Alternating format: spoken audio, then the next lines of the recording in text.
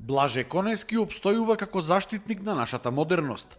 Со својата посветеност, одговорност, работливост и смиреност, тој треба да ни биде модел за нашето сегашно и идно действување во промоција на заедничката кауза.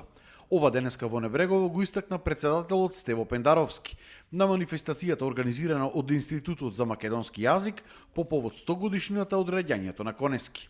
Пендаровски нагласи дека лишени од оставината на Конески, ние не би постоеле и токму затоа тој и неговото дело никогаш не смеат да се заборават. Токму затоа личноста која е парадигма за нашата национална еманципација и прогресивност треба да ја чествуваме постојано, не само јубилејно. Тој беше човек на кој не му треба почести. Во наследство ни ги остави мислите, зборот, емоциите, духовноста и јазикот, без да побара надомест. Имено затоа кај нас лежи одговорноста да не го заборавиме она што Конески ни го остави како културно наследство, бидејќи низ неговото дело всушност се надзираат сите слоеви на нашата култура. Организаторите на настанот истакнаа дека токму Конески е грандиозниот и визионерски македонец, што на 100 години од раѓањето ја обедини нацијата и доби исклучителен респект од УНЕСКО.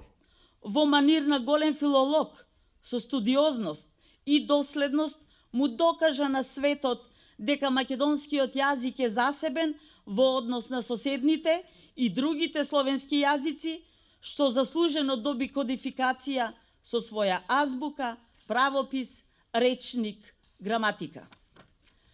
Конески зад себе остави изградени научници и професори, што стамено чекорат по неговите стапки. Во чест на Конески денеска беше отворена и училницата каде што тој го завршил првото одделение. Иницијатор за ова, исто како и за обновата на спомен домот на Конески, е Миле Спирковски. Долги години ги барав испитниот прозивник, односно дневникот, фотографиите кога Конески своевремено бил ученик во оваа училница, исто така и други документи и конечно успеав да ги пронајдам. Иначе во не се учители биле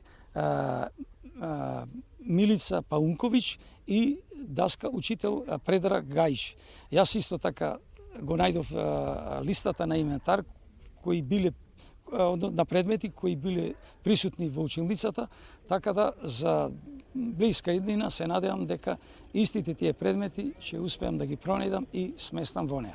По повод 100 години од раѓањето на Конески, во декември Ману планира да ги издаде томовите со творечките дела на Конески.